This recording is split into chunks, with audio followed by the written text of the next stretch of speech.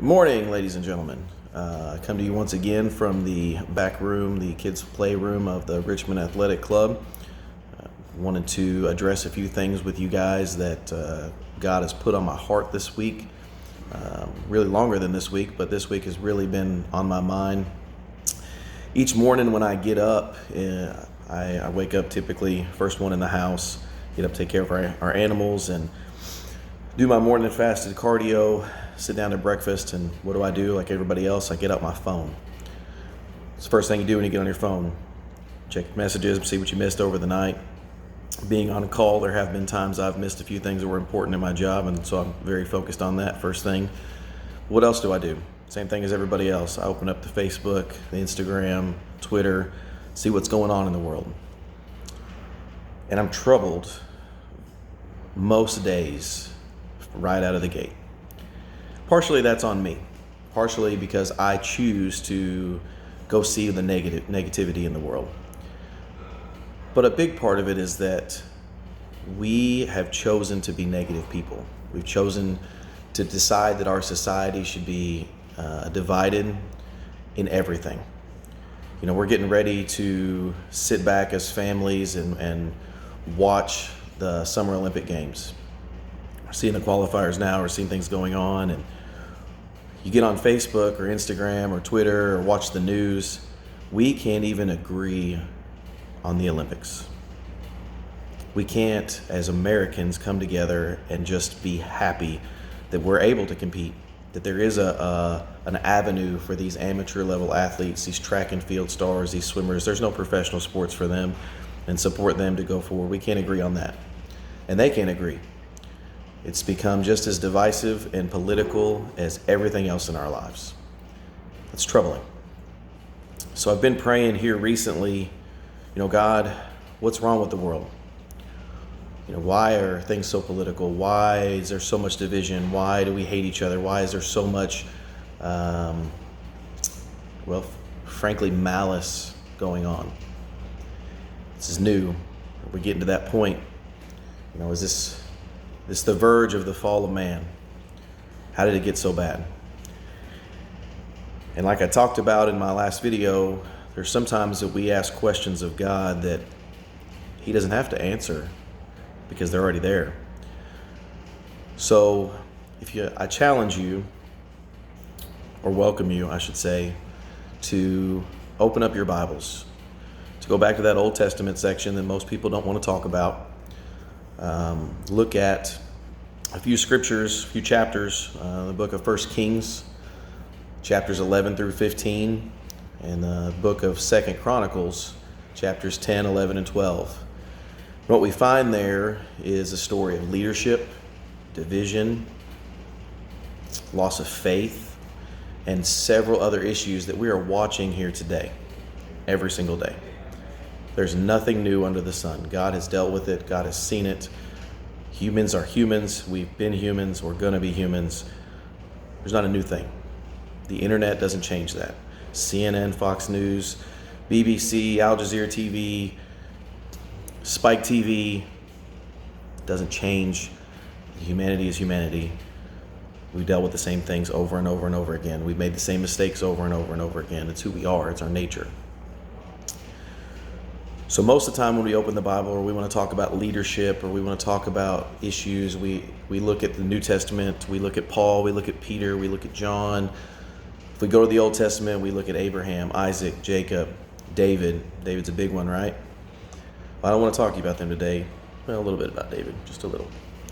What I want to talk to you about today is David's son, his grandson actually, Rehoboam.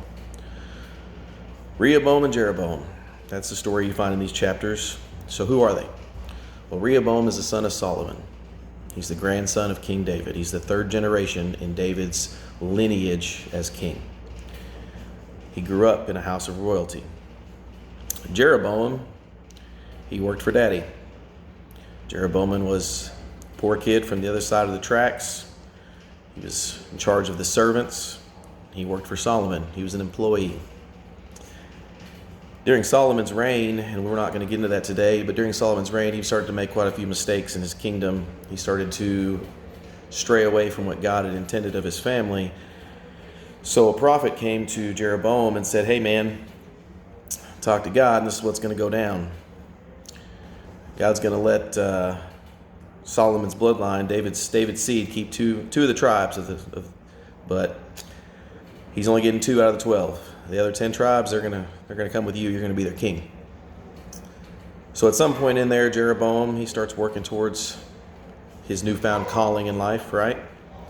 Probably preparing himself, preparing the people, probably telling his friends, getting some counsel, trying to figure out what to do, because in this day and age, in our history, if you tried to become a king and you weren't part of the line, you and everyone in your family is going to die. So there's probably some counsel that went into that.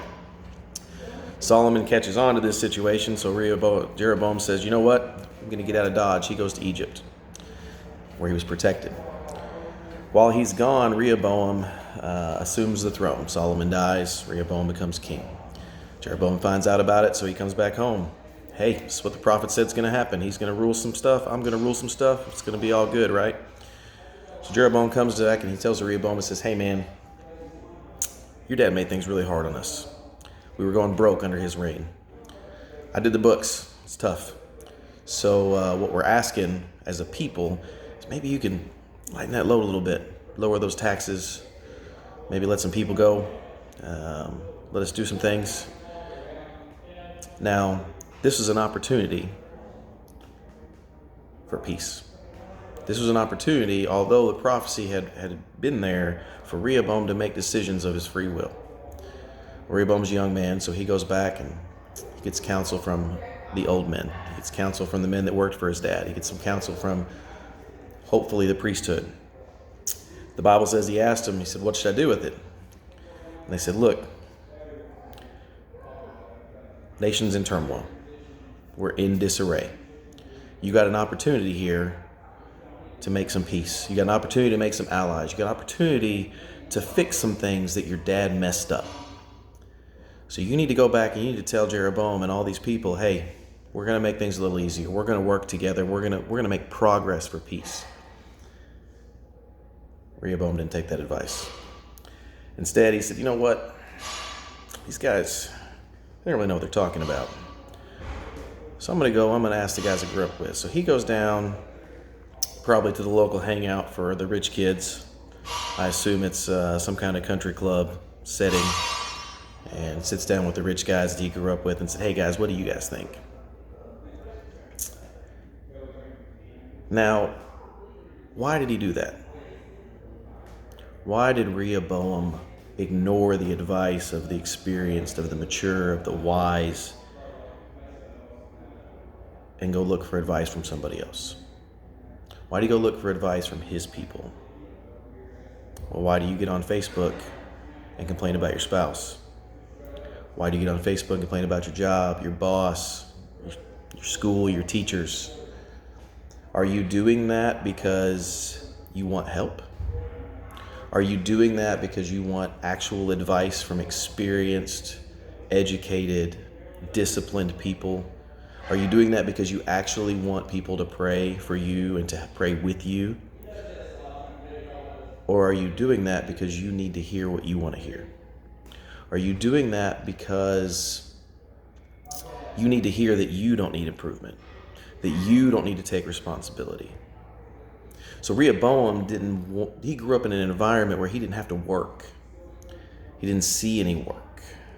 And now that he's king, he didn't want to know that he wasn't perfect, that he wasn't right. He didn't want to hear that from the old man. He wanted to hear that he needed to fix some things that his family had messed up because his family wasn't perfect. No, what he wanted to hear was justification that he's in the seat for a reason. He wanted justification for living the lifestyle that he lived comfortably, without change, with no effort, with no work.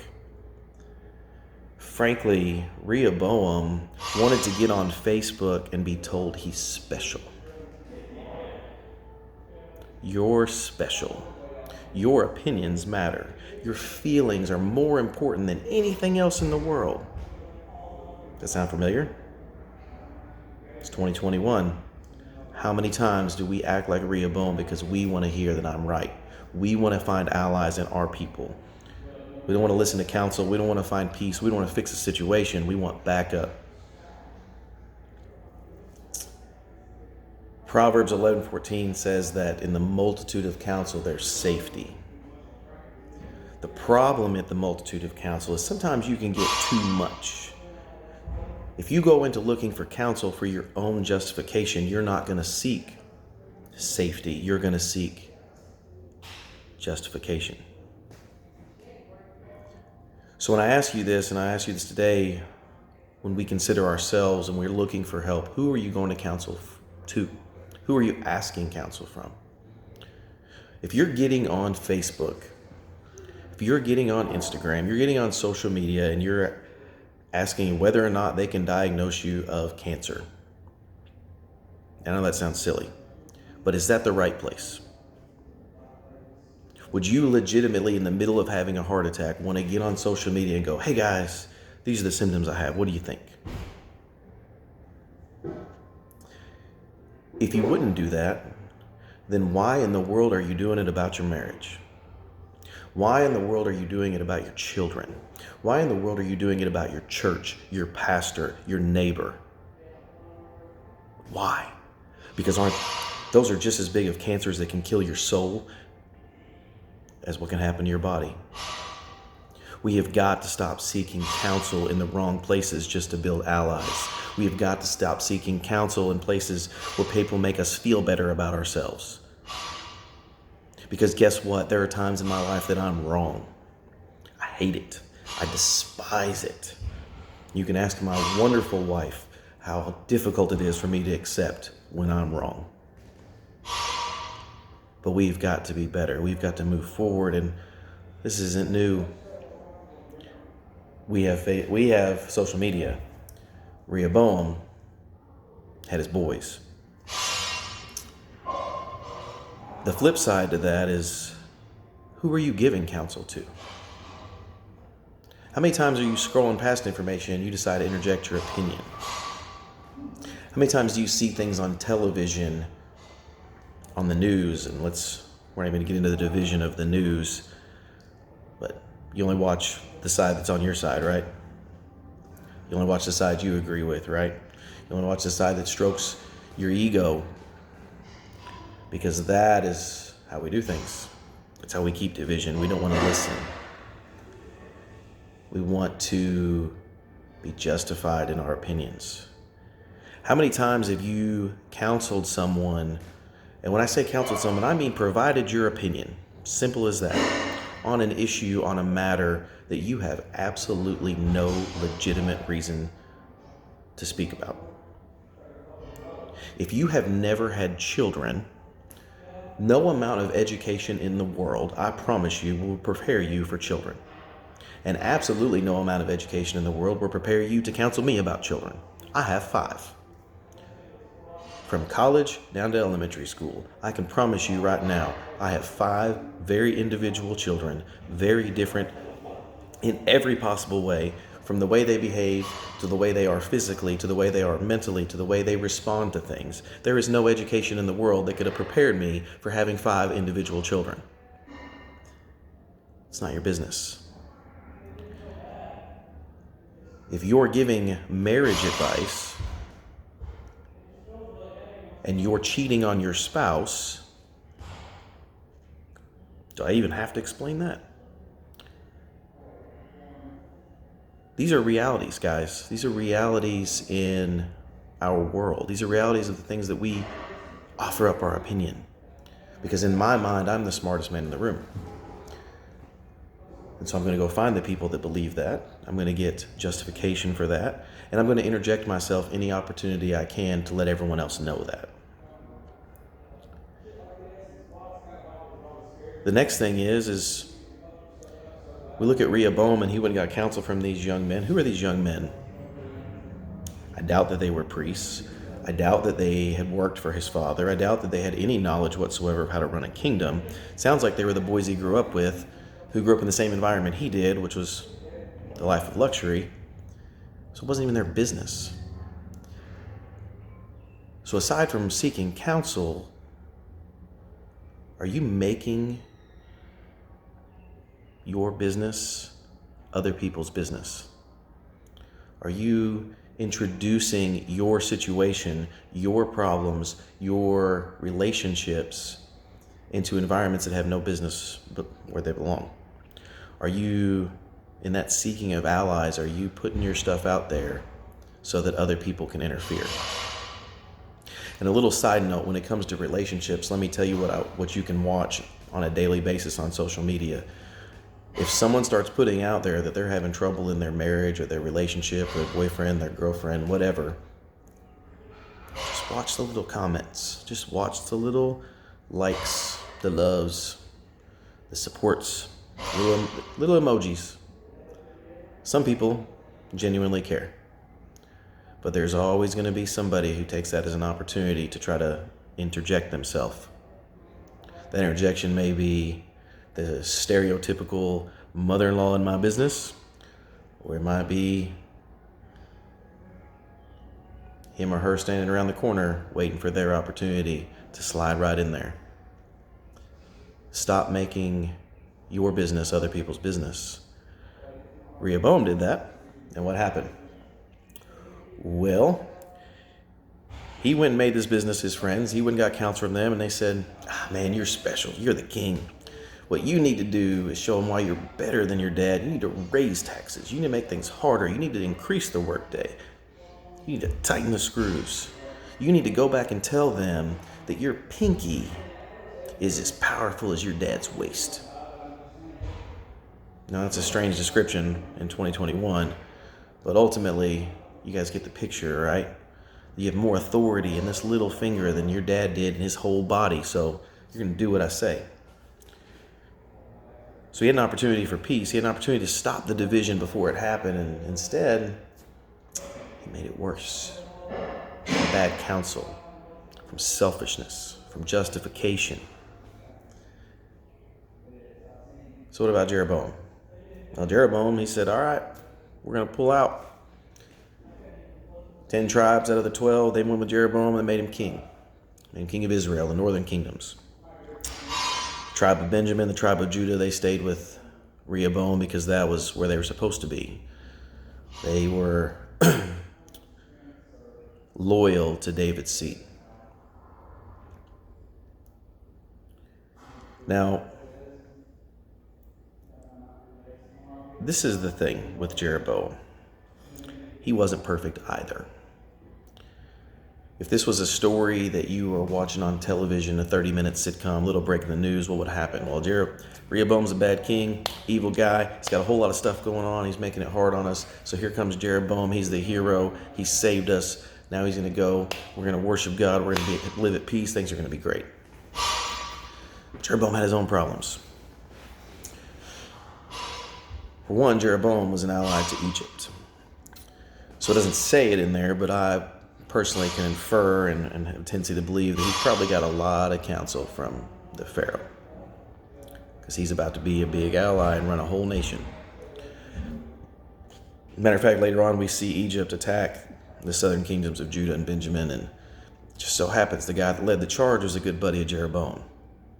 So you can't tell me that he wasn't also seeking counsel from the wrong places.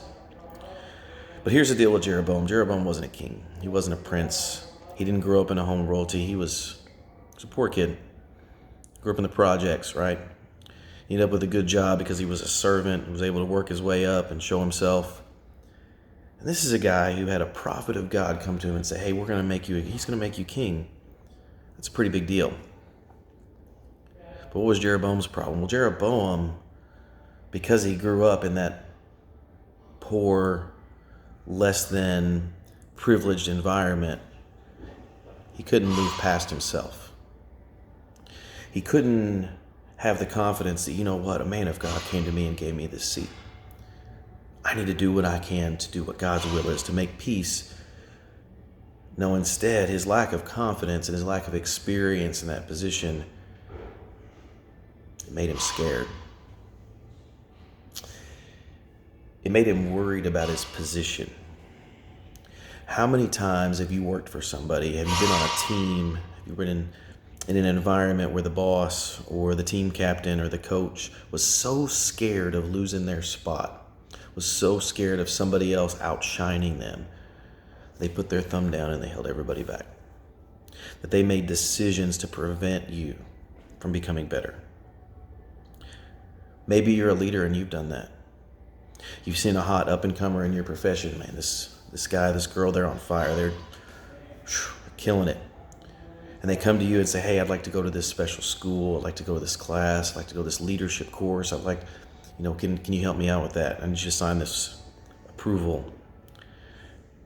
This comes across your desk and you think, man, if they get this information on top of what they've got, I might as well kiss my job goodbye. Maybe you're that leader. That was Jeroboam. That lack of confidence in his own abilities, that lack of confidence in his own leadership, that lack of confidence in the position that God chose him to be in. Maybe even he felt like he didn't deserve it and wasn't worthy of it.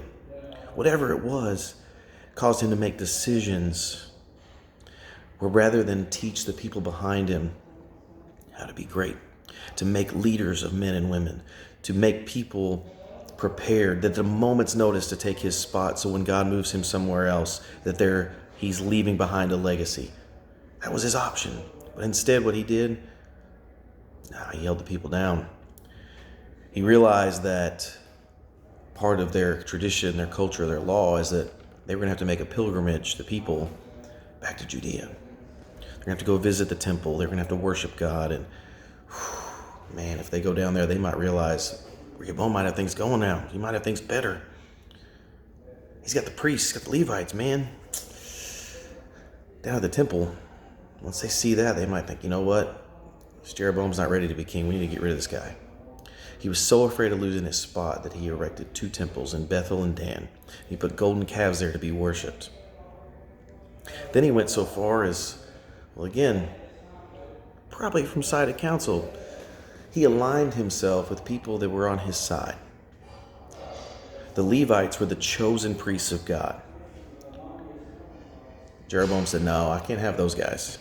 I need people that I can control or that at least see eye to eye with me, right? So he put priests in place in these false temples. Completely changed the order of God. Gave his boys some jobs. That's what he did. He went back over to the hood where he grew up and said, look, guys, I got things together now. All you guys want to make some money, let's go make some money. Here's what I need you to do. Put him in charge. Now, it's kind of funny, but you can see this in our culture. How often do we look past qualifications and give a spot to our buddy? Because they're with us no matter what. Because loyalty is important. Let me tell you something about loyalty. If you have a professional supervisor, boss, director, anybody who questions your loyalty, then I question their leadership. Because my dogs, I have 3 dogs, they're very loyal. Loyal to the point that I could abuse them. I don't, but it happens. You can hit them, you can go without feeding them, without watering them, you can do whatever. They're loyal to the point that you could abuse an animal and they still come back wagging their tail and following you. That's not what we're meant to be.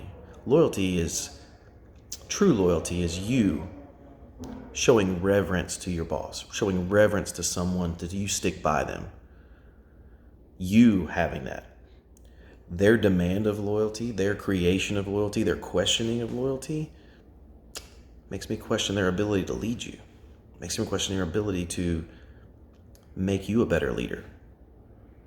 That one's free, but it's important. So, just to make things a little bit shorter, we're coming up on my time here. What happens with all this?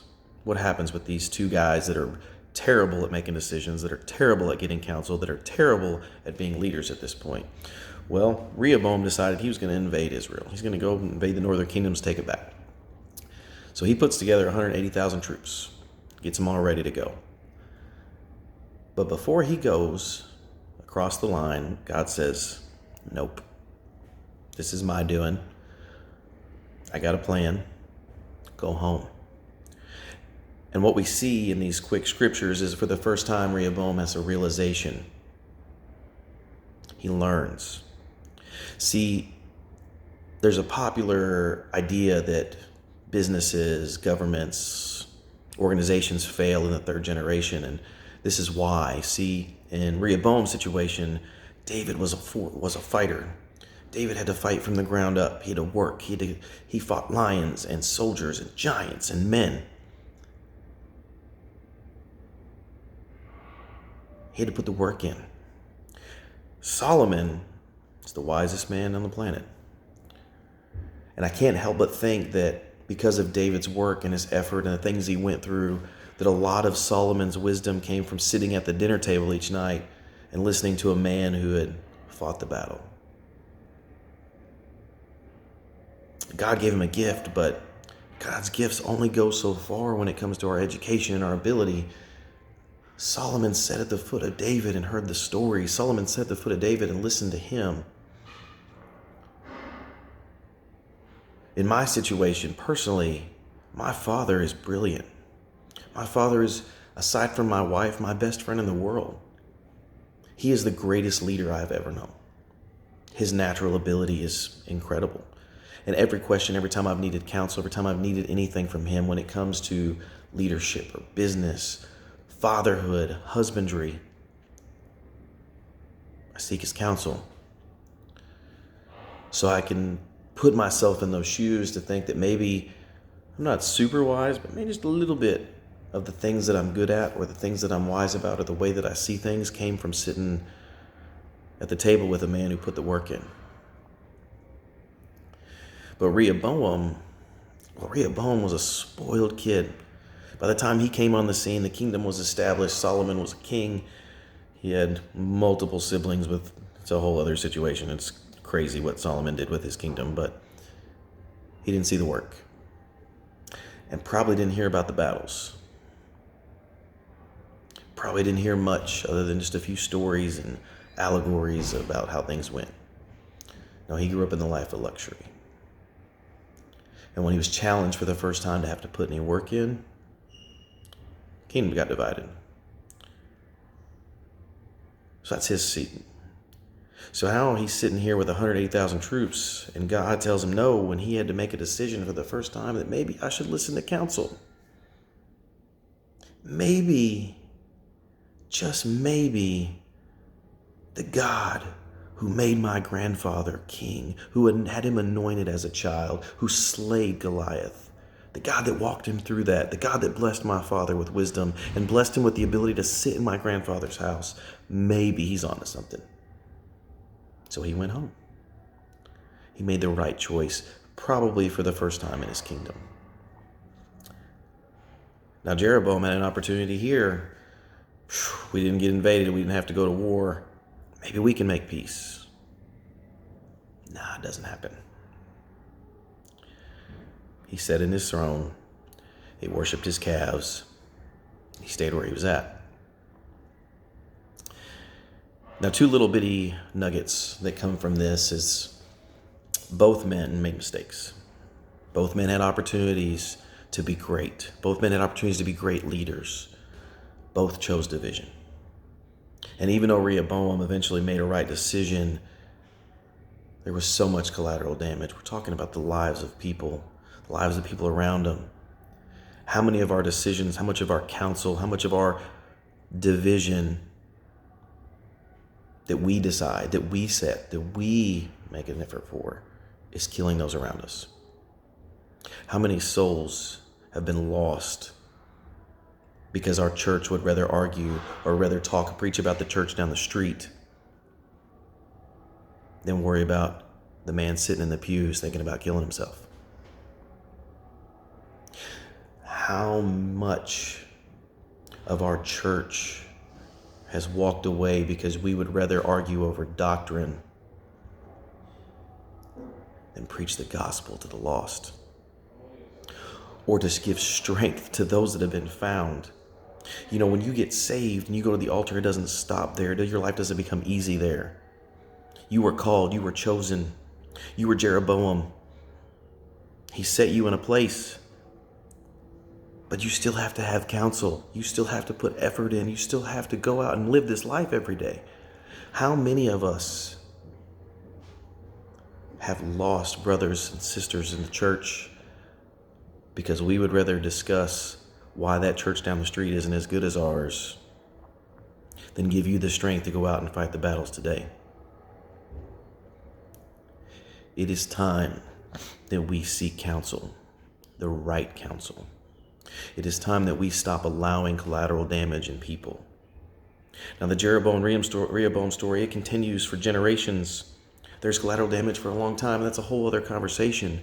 But I'll tell you this, before Rehoboam died, Abijah, the son of Rehoboam, he had an opportunity. He went to Jeroboam and he went to the northern tribes and he said, hey, can we make peace? Can we unify? He had another chance. Jeroboam had another chance. God gave him another chance. And he refused. So what can we do? Why is this important to us? Why is this important to Division today? Maybe I can leave you a few things that God has given me, that God's put on my heart. Maybe it's time we stop looking for allies. We stop looking for backup, and we start seeking counsel. We start seeking the multitude of right counsel. We start opening the book that has the answers to our questions already. Maybe it's time that we fellowship rather than argue about who's right. Maybe it's time that we meet on individual levels and we speak to one another. Maybe it's time that we stop putting our opinions out there on social media and we stop and talk to our neighbor at the fence post. The church has an opportunity to bridge the division in this nation. There is turmoil in every level of politics. There is turmoil in every level of society. There is turmoil in our schools. There is turmoil in race relations. There is turmoil in relationships between law enforcement and the public. Instead of picking a side, instead of going, you know what, my opinion about this is so important that I'm going to fight you over it. Maybe it's time we stop, seek wise counsel. We come together and we say, you know what? My mission is peace. My mission is to mend these gaps and these wounds. You know, secular instruction in professional levels all the way down to even some church leadership is all about trying to find a way to teach you how to be a leader, teach you how to do this, teach you how to do things that are natural gifts, because they're trying to quantify something they can't quantify. And that is that God has called us to be leaders of men. God has called us in Acts 2, he said to share the word, to spread his love, to carry the Spirit across Judea and Israel, Samaria, and the uttermost parts of the world. He didn't say it was time to stand and fight about trivial things that have nothing to do with our future. He didn't say your opinion was important. He didn't say my opinion was important. He says my job is stand in a gap. Stop putting your business out there. Maybe pump the brakes a little bit. I'm joining the fight. I'm having your buddies back. Maybe pump the brakes on when you're having a relationship problem that you go out and look for allies. Maybe stop yourself a minute, say a prayer and open the book and say, you know what? Maybe I can take some responsibility here. There's plenty of times things aren't your fault that you can take some responsibility to make it better. Let's go forth and seek wise counsel. Let's stand together. Let's have personal conversations about racism, about prejudice, period. Racism is a big word and we make a big thing out of it, and it is a big thing, but the reality is racism is just one piece of prejudice. Prejudice is a much bigger problem across the board because everyone has these issues. Every area of society has some type of prejudice, and that's not of God. It's not. You may be right, I may be wrong, I may be right, you may be wrong, but at the end of the day, you are my brother, you are my sister, and my job, my responsibility